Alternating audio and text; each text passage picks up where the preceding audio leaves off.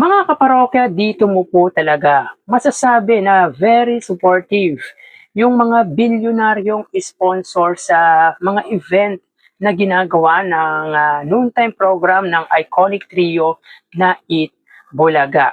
Proven and tested na po yan mga kaparokya sapagkat kapag meron nga pong big event, ang Eat Bulaga ay malalaki nga pong kumpanya ang siyang sumusuporta sa pananghaliang programa ng iconic trio. Tulad nga po sa Lenten Special ng Eat Bulaga na kung saan ay marami nga po ang mga big time sponsor ang sumuporta sa Lenten Special ng nasabing noontime program.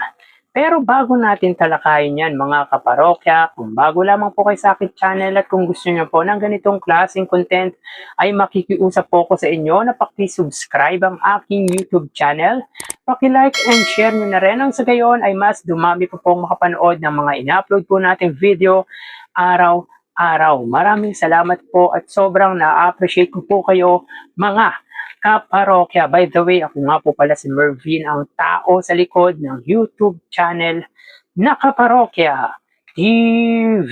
Kamusta kayo mga kaparokya? Naway nasa mabuting kalagayan po kayo habang pinapanood niyo po ang video ko na ito. So mga kaparokya, kanina nga po sa episode ng dalawang noontime shows ay live ang kanilang episode. At magpasa hanggang ngayon po mga kaparokya ay wala pa po ang unkabogable star vice ganda, even si Ann Cortez. Samantala sa Eat Bulaga kanina nga po ay absent si Bossing Vic Soto at Paulo Balesteros. So, umpisahan natin mga kaparokya sa papremyong ibinahagi ng dalawang noontime program. So, kanina nga po ang Showtime ay may 60,000 pesos at ang Eat Bulaga ay 110,000 pesos. Sa 60,000 ay binahagi ng Eat Showtime, 45,000 dito ay sa Laro-Laro Pick at 15,000 pesos naman po sa Eat Bulaga. So, bali ang pot money mga kaparokya ng Laro-Laro Pick ay 450,000 pesos. So, kung mapapansin nyo mga kaparokya, ay na-stack na nga po sa 450,000 ang papremyo or yung pot money sa nasabing segment. So, hindi na po gumalaw mga kaparokya. Na-stack na nga po ito sa 450,000 pesos. So, ibig sabihin ay inconsistent po pagdating sa papremyo yung pinapamahagi ng Eat Showtime. Almost a week na po mga kaparokya na 450,000 yung pot money sa Laro Pick. So hinihintay lang po ata mga kaparokya si Vice Ganda na magpasa hanggang ngayon ay hindi pa po nagpapakita sa nasabing noontime program. Samantala sa Eat Bulaga, sa 110,000 pesos na binahagi nito, 5,000 dito ay sa The Age is Right, 55,000 sa Sugod Bahay at 50,000 sa Gimme 5. So hindi po nakuha ang jackpot sa Gimme 5 kaninang episode. So dito ay lamang pagdating sa pamamahagi ng papremyo ang Eat Bulaga at pag combine or pagsasamahin ng papremyo nila, sila po ay may total na 170,000 pesos. So in 4 days episode mula Lunes hanggang ngayong Webes, ang Eat Showtime po ay may total na 296,000 pesos at ang Eat Bulaga ay may 533,000 pesos. So 296 para sa Eat Showtime, 533,000 pesos naman po sa Eat Bulaga mula Lunes hanggang Webes na pamamahagi ng papremyo. So magawi tayo sa ads na lumabas sa Eat Bulaga ngayong araw po. Pero quick recap lang po tayo mga kaparokya.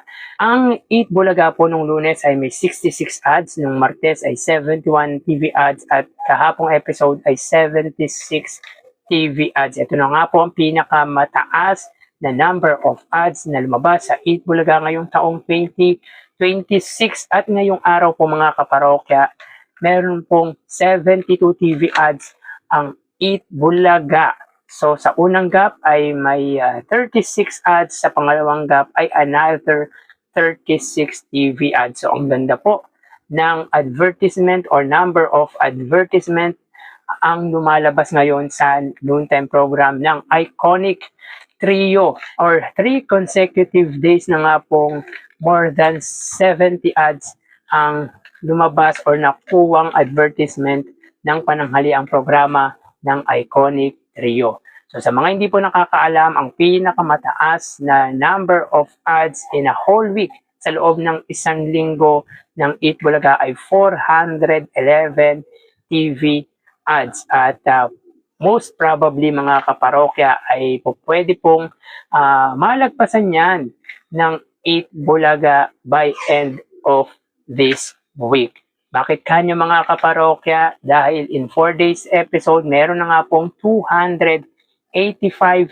ads ang Eat Bulaga. Meaning ay 126 ads na lamang po ay malalagpasan na nga po nito ang 411 ads. So panibagong record po yan kung sakali, kung malalagpasan nga po yan ng Eat Bulaga. But the good thing here mga kaparokya ay maganda nga po ang number of ads na lumalabas or nakukuha ng noontime program ng Iconic Trio. Bihira lamang po na umabot ng mahigit 70 ads in 3 days or in 3 consecutive days ang advertisement ng Eat Bulaga. Samantala mga kaparokya, tulad nga po ng sinabi po natin, big time sponsor, bilyonaryong sponsors nga po ang sumuporta sa Lenten Special ng Eat Bulaga.